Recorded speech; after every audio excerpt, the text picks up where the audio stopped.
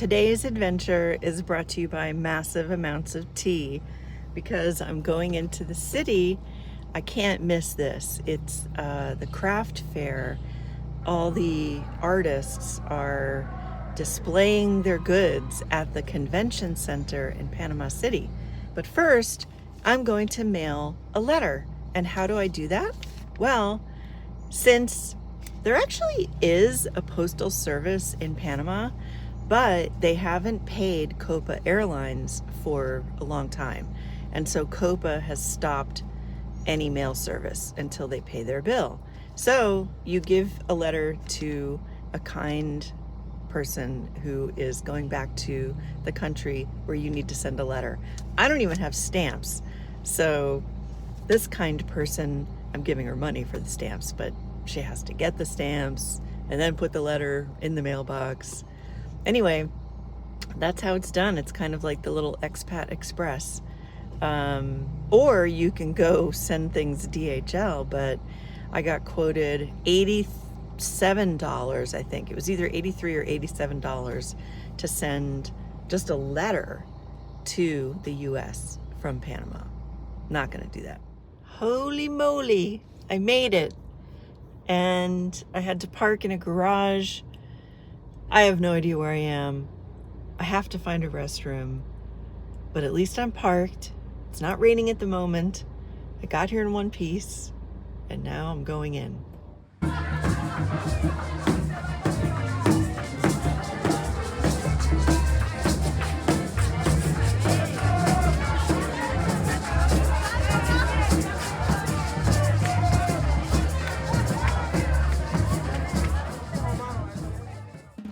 It was great energy from the beginning, and I loved seeing these young girls dressed in the polleras.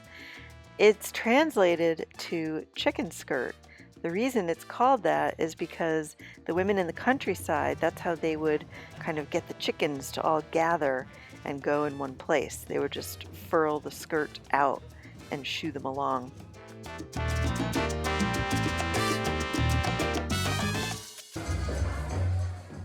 This was the second year that the Ministry of Culture was organizing the annual craft fair, and there's over 400 artisans who apply to participate in the artisan fair.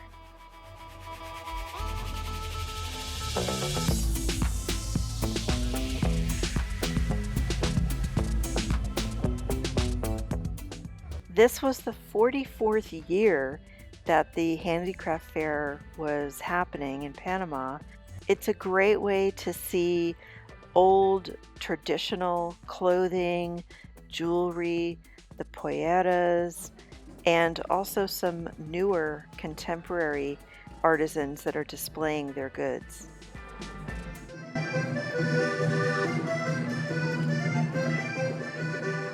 This fair goes on for 5 days at the convention center, and there were people performing like this, music, demonstrations. It was really a very lively atmosphere, but I cannot imagine doing that for 5 days. And sometimes you would see the performers, a little bit weary and tired, and it was probably pretty hot to wear, especially the costumes that have a big headpiece.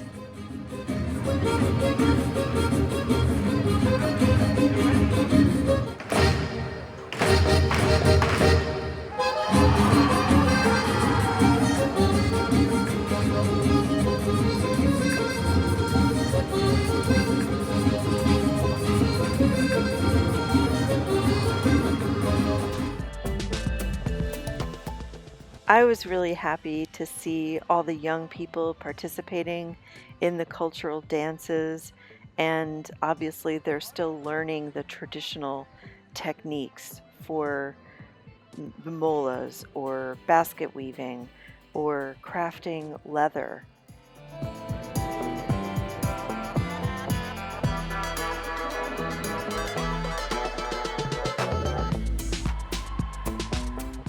I mentioned before in a different video that I went to the Atlapa website And I could not find any information about this event.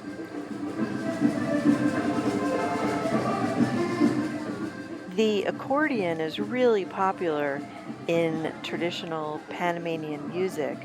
And for some reason, like when I went to the Pollera Festival in Las Tablas, I think it was the first year that I moved here, there's something about that music that just landed in my soul. And I absolutely love the kind of folklore country music with the accordion.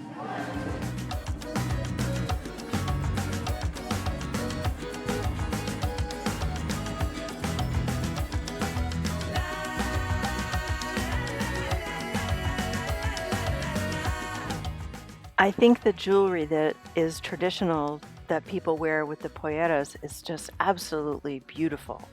You can have real gold pieces, and the tembleques, the hair pieces, are just incredibly intricate.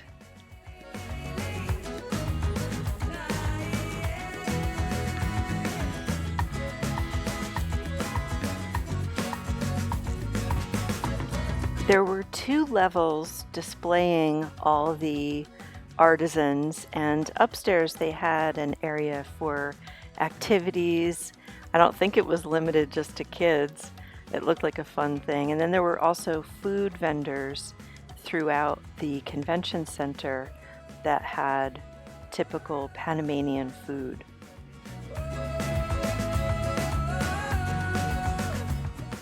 This guy was making custom shoes for people on the spot.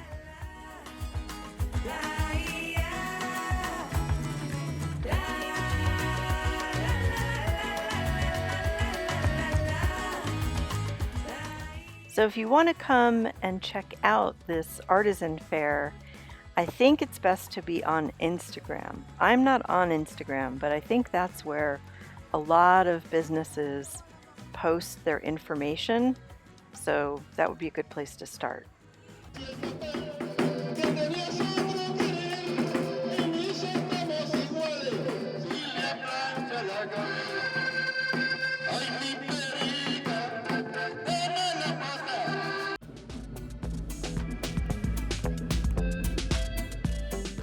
The jewelry sets and the polleras themselves are heirlooms that will be handed down in the family. And the polleras can cost up to $10,000.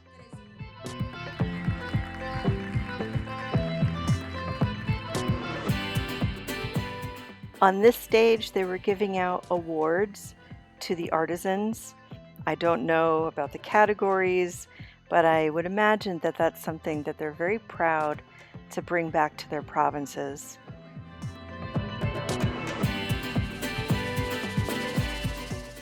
From traditional clothing and fashion to modern and wow, I saw these guys walking what I thought was out, and I thought, darn, I missed it again. I thought they were leaving because it seems like whenever I would find a stage, the people were walking off the stage or taking off the costumes. But no, they were just getting started.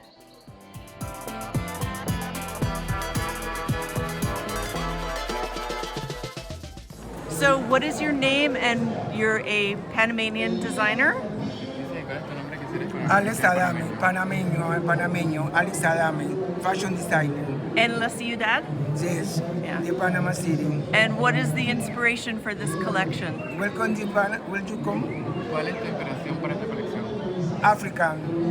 African styling, African styling. African stylings, African culture. Yeah. Caribbean? Yeah. Okay. All right, excellent. Thank you. Good luck. So thank you. They were such a nice group of people, letting me take video and pictures. The outfits were just amazing. Vibrant, colorful, so much detail and texture. I just loved seeing that.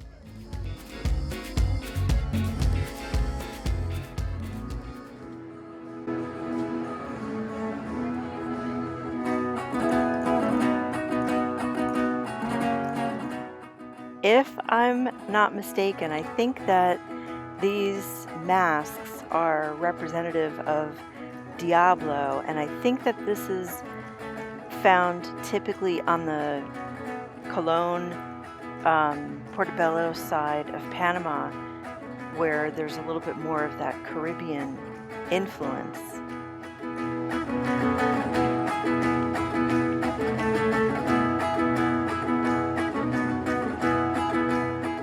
I thought the music was the soundtrack, and then I noticed on the side of the stage tucked away there were actually musicians playing live.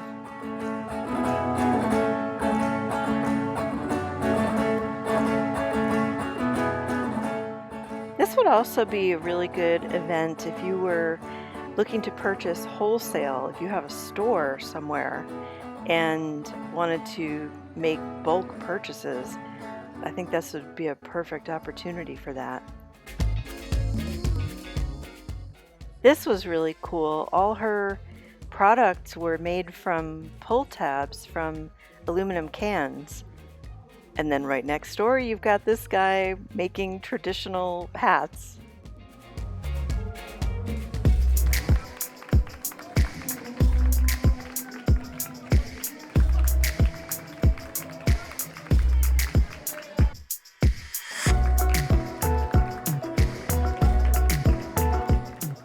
I finally caught up with them doing their thing. The designer, Alex Adames, has been a designer for 40 years. He was raised by a nanny who was a black woman, and that's where a lot of his inspiration came for his designs.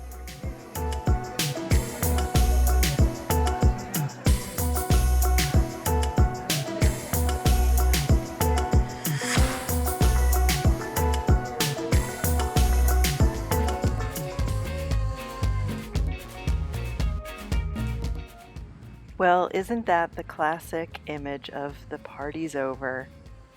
I went back to the Sheraton, which was right across the street from the convention center. It's close enough to the airport that this would be a good option for a place to stay. The pool looks nice. I ate at the restaurant. They have an amazing bakery, so any kind of sweet tooth will definitely be satisfied here.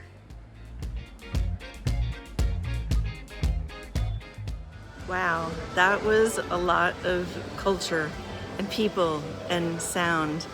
It was really cool. One of the really interesting things is that so much of what was displayed is in the province where I live. So I recognized so many of the things, from the sandals to the polleras and the pottery, the baskets, the weaving. Really, really cool just to see everything. I'm a little bit kind of overstimulated, and I have to drive back, and it was kind of a big drive to get into the city in the rain. I just took it slow, and on a Saturday there's really not much traffic, but there's the construction that's near La Chorrera. Just so cool, like the fashion designer, the woman who was a ceramicist and now she makes these little, animal figures. Very inspiring, and just the music and the dancing. I'm gonna have a little bubbly water, maybe some caffeine, and hit the road. That lentil soup was so delicious. Oh my goodness. Thanks for watching. Subscribe if you'd like to. See you next time.